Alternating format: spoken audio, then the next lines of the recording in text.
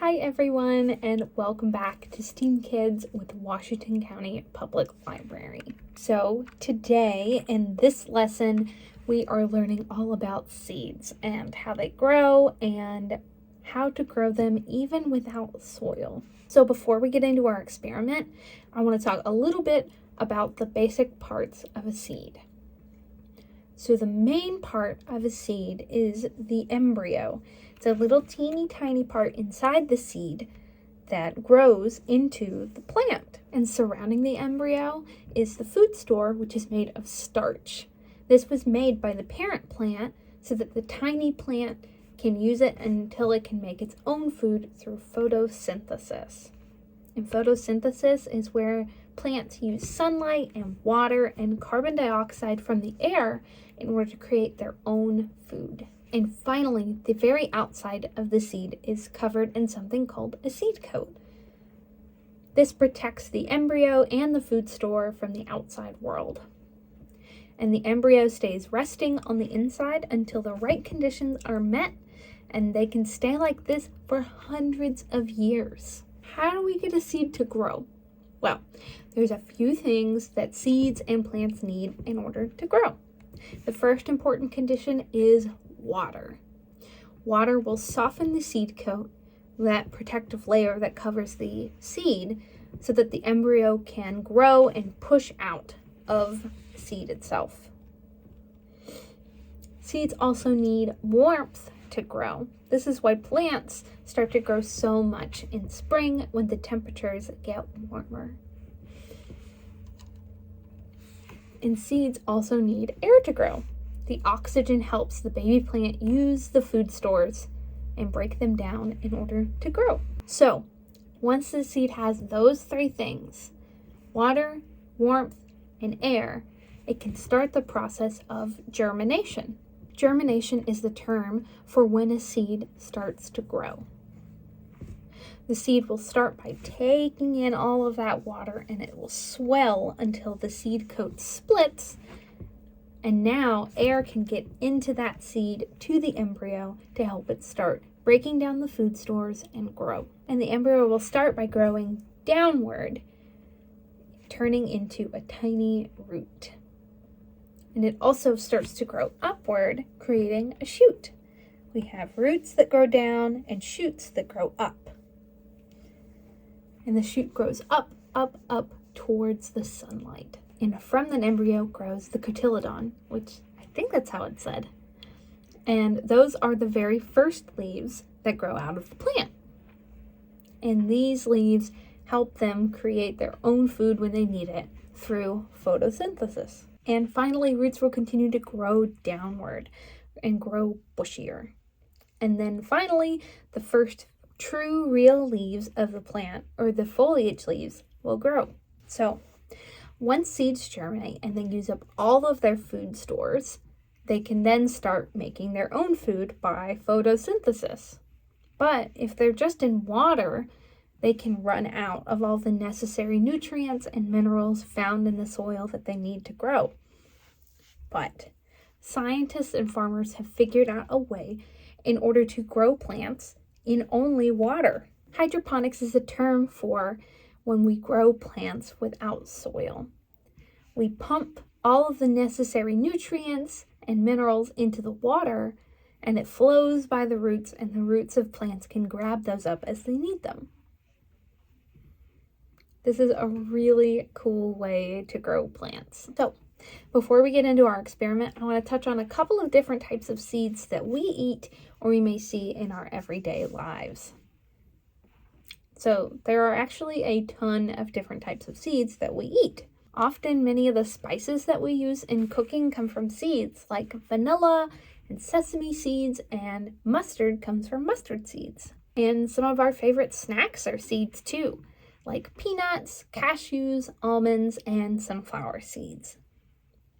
And my favorite breakfast food, oatmeal, is made from oats, which are also seeds. And many healthy veggies are also seeds, like peas, and like the kind we're growing today, kidney beans. So now that we've learned a little bit about the different parts of a seed and how they grow and what they need to grow, we can get into our own experiment growing our own seeds. So inside of your kit that you picked up from the library, you're going to have a couple of things you need to complete this experiment. So included in the kit is a Ziploc bag. You'll have a paper towel in there. And in your kit, you'll have a couple of seeds. Boop. And as I said earlier, we are growing kidney beans today. Also in your kit is a seed germination experiment tracker. So this you can fill out each day for 6 days as your seed grows. And you can fill out what the seed looks like, what it looks like in the bag throughout the days, and you can talk about the different ways that you can help your seed grow. So that's what's all included in your kit you picked up from the library. But you are going to need a couple of things from home in order to make this work. So the very first thing that you'll need is water. You'll need a little bit of water in order to get your paper towel damp. You're also going to need a bright, sunny window. Doesn't have to be super warm because the sun is going to warm up inside of our Ziploc bag. So you definitely want a bright, sunny spot. Taping it to a window is what I recommend. It'll help it get enough light in order to grow. And as I just mentioned, you're going to need some tape in order to tape it to a window. So, water, a window with some sunlight, and tape are the only things you need from home in order to make this experiment work. To start this experiment, we're going to need to take a little bit of time first. So the first thing that we want to do is actually soak these seeds, our beans, so that they can take in a whole bunch of water. We talked about that earlier and how seeds need to swell and grow and break that seed coat in order for air to get in there for them to grow. So the best way to speed up this process is to soak, I dropped my seeds.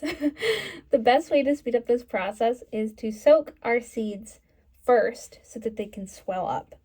So I recommend that you do this overnight. You can put these in a little cup of water and just let them sit overnight for a while. And then in the morning, we can get started with this project. So now that your seeds have soaked overnight and they have swelled up some and have gotten less hard, we are going to wet our paper towel. And I've kind of folded it up, and it's not so wet that it's dripping, but it's not bone dry either. And we are going to put it inside of our Ziploc bag. So the next thing we're going to do is place our seeds inside. So we want our seeds to be touching the wet paper towel, but we don't want them inside the paper towel because we want to be able to see them. So I'm going to place them on top of the paper towel, placing them all on top, and then we want to squeeze out some of the air, but not all of it.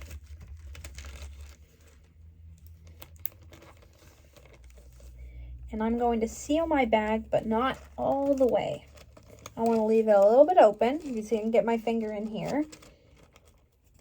And then I leave it like that, and we can see all our seeds there. So the next step is to tape this up to a window so that the sun can hit the seeds. And the sun hitting it will warm it up, which we know we need in order for seeds to grow. And since our seeds have swelled with the water that they needed and air can get inside, we should see our seeds growing here very soon. So, as I said, we want to tape this up to a window and let the sun hit it. And we're going to keep track of how our seeds grow for 6 days. We're going to watch our seeds grow for 6 days. I'm super interested to see how your all seeds grow within these 6 days. So, I want you to keep me posted on how your seeds are growing over the course of the next week after you start this experiment. please feel free to email me pictures of your seeds. I'll have my email put down below in the description of this video. And please email us here at the library to see how your seeds are growing. So, once you have your seeds that have sprouted, like I mentioned before, seeds need all of these vitamins and minerals and different things that are found inside of the soil in order to grow. Now with hydroponics, they can put that stuff into the water so that the seeds can take them in, or the plants can take them in. But the best way to keep these growing, and if you want to get some kidney beans of your own from these plants, is to plant them into soil.